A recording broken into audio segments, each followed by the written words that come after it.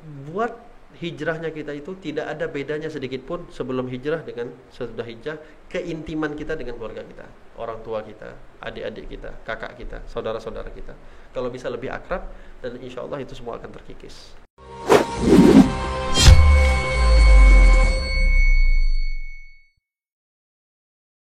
Habib, ngomongin masalah ini, Habib. Karena ini majelisnya anak muda, Habib. Kita kan sering lihat nih problem anak muda dalam hijrah mungkin, Habib. Gimana pandangan antum, Habib, sama banyaknya pemuda hijrah sekarang, tapi mungkin di luar dalam kategori hijrah yang sebenarnya? Ya, memang hijrah ini fenomena. Istilahnya kalau bahasa apa ya, kita bilang musiman. Iya. Kayak dulu ada musim main kelereng, semuanya main kelereng. Musim main layangan, semuanya main layangan. Musim, walhasil ini musiman. Dan hijrah ini ada rasa pun musiman. Sebenarnya ini suatu musim atau satu fenomena yang bagus.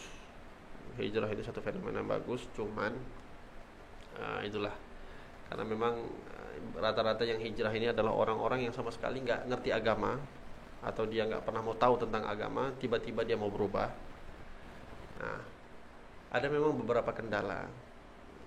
Kalau salah memilih jalan, salah memilih guru, atau salah memilih majelis, maka dia akan semakin, ana rasa lebih bagus gak usah hijrah. Lebih bagus seperti keadaan yang dulu. Gak usah hijrah. Karena memang banyak kali kita dapetin belum hijrah, walaupun dia bertato, minum minuman mabuk. Saya anak yakin kalau ada ulama pakai sorban lewat pasti mereka takut. Ya, hormat. Ya, tapi udah pula banyak kali kita jumpa. Wah, habis hijrah ulama dikatain, bukan malah takut dikatain. Mungkin ngerasa lebih tinggi daripada ulama. Itulah memang itu masalahnya orang awam. Iya. Makanya Imam Syafi'i kan dulu pernah bilang, aku berdebat dengan 100 orang, satu orang pintar, aku berdebat dengan 100 orang pintar, aku bisa kalahkan mereka.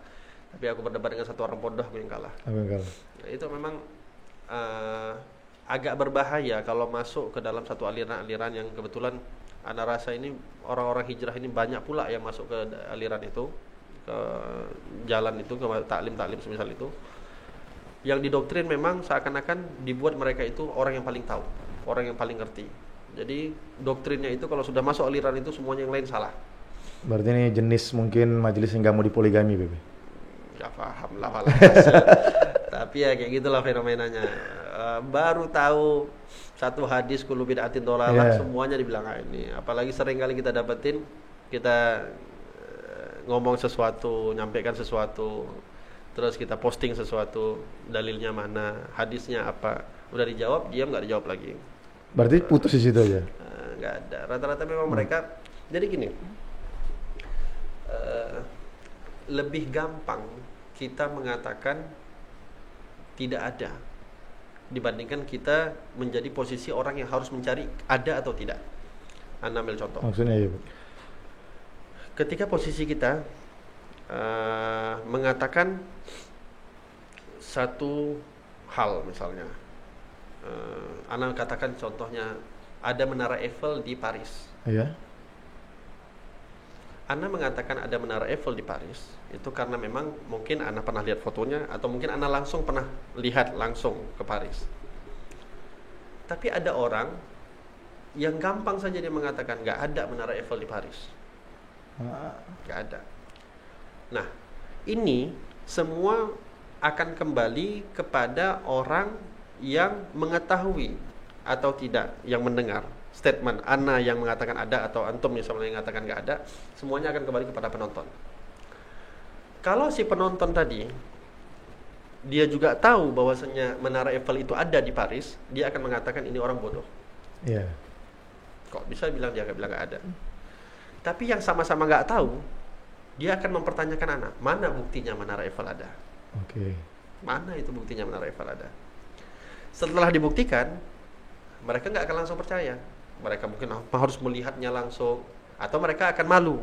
Dua pilihan, mereka percaya atau dengan bukti harus melihat langsung, atau mereka nggak malu sama sekali karena soal mempertanyakan. Berarti argumennya terkalahkan. Gitu. Inilah yang Anda katakan, kenapa kita ini kalau di dalam bermajelis atau dalam menuntut ilmu, udahlah udah cukup ribuan lah mungkin ulama-ulama yang ada dulu. Iya. Udah menjelaskan bagaimana hukum ini segala macam. Nggak perlulah semua hukum yang dijelaskan oleh ulama itu kita harus tahu dalil Al-Qur'annya atau hadisnya. Nggak perlu, itu udah dibahas semua sama mereka. Justru kalau kita yang mempertanyakan ada atau tidak. Nah, bagi orang-orang ulama itu sendiri, mereka akan mentertawakan. Nah, ini kan menunjukkan ini bodoh. Iya, benar. Ini kan orangnya cetek ilmunya, nggak, orang awam nggak tahu dia, tapi sok-sok tahu mengatakan nggak ada. Tapi bagi orang yang sudah tahu, dia akan mengatakan. Bagi orang yang sama-sama nggak tahu, oh ini mengatakan, oh dia pintar ini, dia berani membantah. Nah, inilah fenomena. Inilah fenomena yang terjadi Yang dalam hijrah ini. Dan susahnya kita bagi seorang orang yang anak rasa ustadz-ustadz umumnya lah, karena memang tipenya kita kalau belajar fikih, kita nggak terlalu sibuk dengan hadis. Anda mungkin tahu lah, baca-baca kitab fikih itu nggak terlalu sibuk dengan dalilnya, karena memang kita sudah yakin. Toh yang kita belajar mazhabnya Imam Syafi'i. Imam Syafi'i kurang ilmu apa tentang Al-Quran dan hadis? Kita sudah serahkan sama beliau. Jadi fenomena kita, ustadz-ustadz kita sekarang ini, karena mereka misalnya sibuk dengan fikihnya mereka, ketika dipertanyakan masalah hadisnya, yang mereka mungkin kurang fokus di situ, akhirnya mereka kelabakan menjawab. Yang mempertanyakan tadi, yang sebenarnya yang tanya juga nggak tahu apa-apa. Rasa bahwasanya ketika iya. Tapi dia ngerasa mana dalilnya. Makanya udah mana dalilnya itu udah hebat kali lah. Dapat ustadz yang nggak bisa jawab, dia makin besar kepala. Iya. Nah, jadi ketika ditanya mana dalilnya dan kita nggak bisa menjawab, dia akan mengatakan, oh berarti nggak ada, makin besar kepalanya. Ditambah lagi dengan pengaruhnya ya ustadz-ustadznya mereka, tambah lagi ustadz-ustadznya mereka mengatakan nggak ada ini, nggak ada itu, nggak ada ini, nggak ada itu. Maka memang kita lebih gampang mengatakan tidak ada dibandingkan tidak tahu. Itu gambaran besar daripada yang fenomena hijrah sekarang, Beb. Karena rasa ya. Dan ada tips, Beb, untuk mungkin barangkali Beb, karena juga mereka nggak paham, Beb. Mereka juga terbawa arus trennya hijrah, tapi mereka mungkin juga cuman punya gadget di tangannya, sehingga mungkin lebih ke arah sering buka YouTube mungkin, Beb, atau Google, atau nyari segala macam. Mungkin Beb ada tips mungkin untuk yang hijrah, mungkin bahkan untuk yang pendakwah, Beb, untuk bisa gimana nyebar ini hijrah yang benar, Beb. Nabi Muhammad SAW itu diutus liutamima makarimal akhlak, untuk memperbaiki akhlak. Kalau kita mau tahu satu jalan yang bagus atau benar atau tidak, majelis itu benar atau tidak, lihat bagaimana akhlak di dalam majelis tersebut. Khususnya kalau dalam majelis itu ya pasti yang dilihat harusnya lebih utama ya jamaahnya dilihat, tetapi yang paling utama adalah ustadznya, penceramahnya, da'inya, muballighnya. Kalau sekiranya di dalam majelis tersebut pertama mengata-ngatakan orang, ngata-ngatain orang, menghina orang, apalagi ulama, siapapun dia, itu jelas bertentangan dengan apa yang diajarkan oleh Nabi. Rasulullah SAW mengajarkan jangankan orang muslim, orang kafir saja nggak boleh dihina. Oke, maka itu udah salah.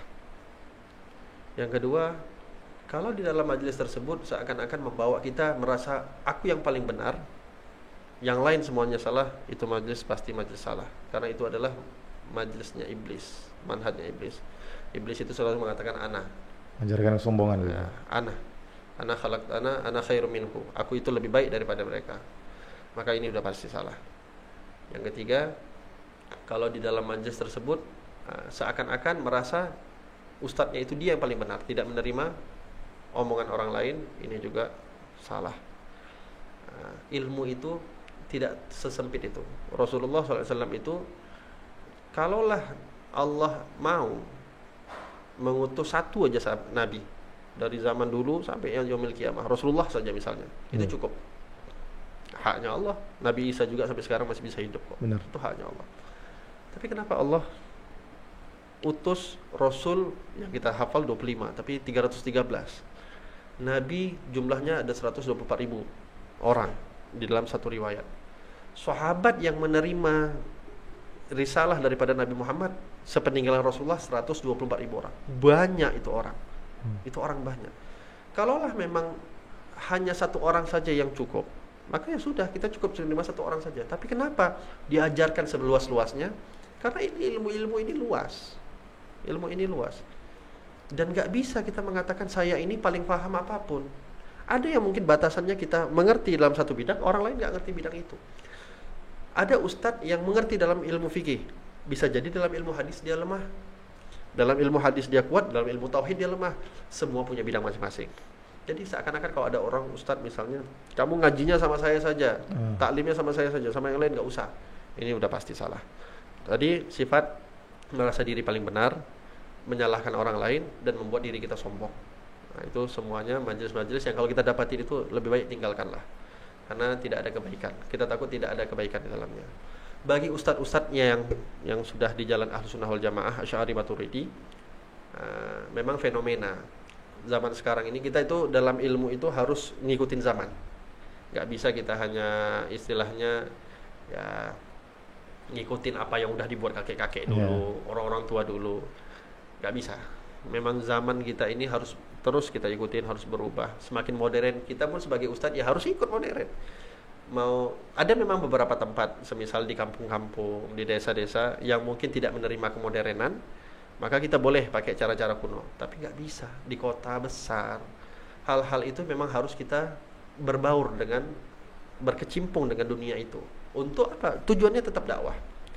Sehingga kalau memang yang Anda sarankan bagi ustadz-ustadz yang hidupnya tinggal di kota-kota besar, berbaur, hidup dengan berbaurlah dengan kehidupan mereka, belajar hidup modern, tetapi tidak keluar daripada jalan, tidak terikut arusnya. Tidak terikut arus. Jangan sampai kita yang ikut mereka harus ngikut sama kita.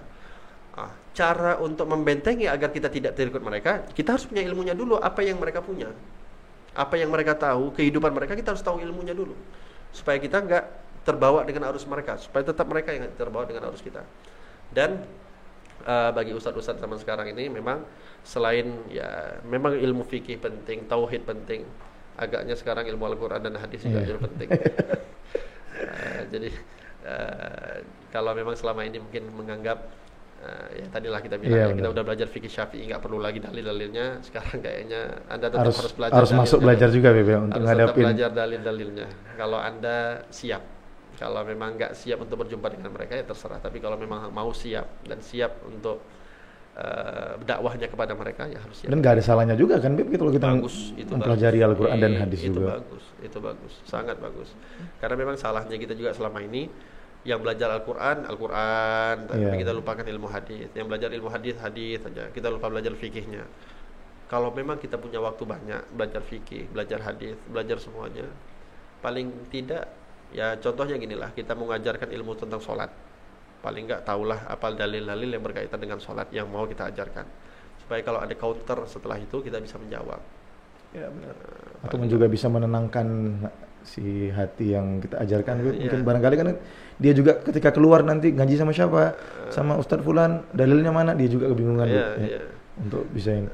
Dan memang ada nampak, kalau dari yang Antum bilang tadi, memang ada kelihatan jelas di ini ya, jamaah-jamaah yang awam yang ikut di majelisnya kita, dengan majelisnya orang-orang yang merasa diri yang paling benar itu tadi. Ada dari orang awamnya akan terasa akan terjelas nampak. Orang-orang yang biasa ngikut sama kita, mereka akan mengatakan saya nggak tahu, tanya aja sama ustadz saya. Tapi kalau yang mereka mengatakan dalilnya ada dan mereka akan cari di Google. Oh, untuk ini apa namanya? Karena itu tadi memang mereka dibuat agar doktrinnya itu mereka dibuat, kamu ini walaupun belajar cuma baru seminggu tapi kamu sudah bisa semua. Tinggal ketik di Google, semuanya sudah ada. Dan berarti untuk supaya nampak juga perfect sama orang gitu. Jadi Google, YouTube semuanya gitu. Kalau kita kan diajarkan ya, apa namanya, qauluka la a'rif nisful ilm. Ucapanmu tidak tahu itu adalah setengah daripada ilmu. Tapi kan gengsi Beb. Itulah masalahnya. Ngomong nggak tahu ini gengsi. Ngomong nggak tahu ini gengsinya luar biasa. Apalagi gini, kita yang golongan sebelah tadi, kalau mereka sudah hijrah, sudah mulai pakaiannya mereka sudah berubah, penampilan mereka sudah berubah. Ketika ditanya oleh orang-orang dengan penampilan mereka yang sudah total berubah dan mereka bilang nggak tahu, itu gengsinya luar biasa. Setan main di situ. Berarti harus tahu semuanya gitu. memaksakan diri. Iya, maksudnya memaksakan untuk harus tahu semuanya. Tahu Jadi, nggak tahu pun pokoknya harus tahu lah. jadi nggak peduli mau di Google Ujung-ujungnya bilang nggak ada. ya. Paham, Beb. Susahnya ujung-ujungnya bilang nggak ada. Eh, dan Beb, mungkin Beb, ini terakhir Beb, sering mungkin kita dengar bahwasanya ada kawan-kawan yang hijrah, anak-anak muda yang hijrah, terus kemudian mungkin teman-teman pada ngejauhin, keluarga mungkin nggak ngedukung. Kadang-kadang kan Beb, gak semua keluarga tiba-tiba dengan perubahan dia, mungkin yang perempuan tiba-tiba dia bercadar, kekhawatiran orang tua Beb ini jangan-jangan gabung dalam majelis-majelis apaan ini. Itu gimana Beb untuk mereka supaya mereka nenangin diri mereka? Memang nggak semua lingkungan kita itu menerima perubahan kita ya. Ada yang mungkin hidupnya mungkin terlalu glamor, terlalu bebas. Tiba-tiba mungkin dia ikut bermajelis, ada perubahan dari penampilannya, tidak ada penampilannya. Maka nggak semua mungkin orang tuanya atau kerabatnya itu langsung menerima. Karena apalagi pun didukung pula di Indonesia ini isu-isu tentang jamaah-jamaah sesat, pengeboman sana sini, bunuh diri dan lain-lain. Gini,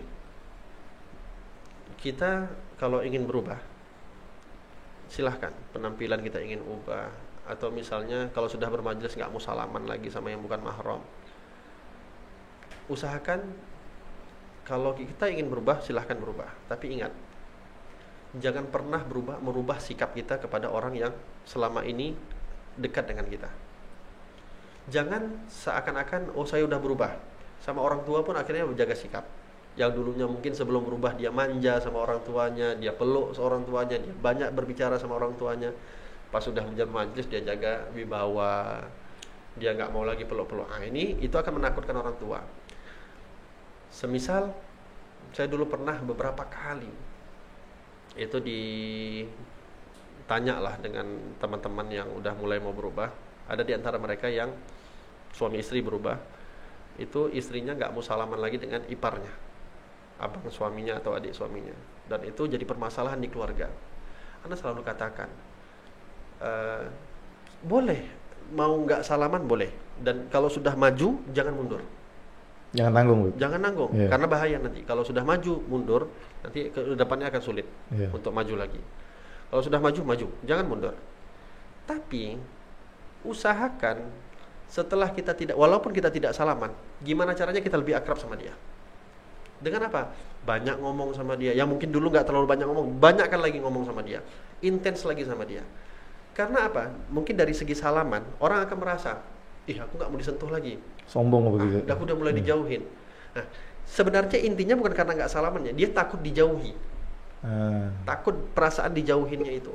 Nah, perasaan dijauhinnya itu yang harus kita lawan, yang harus kita bantah.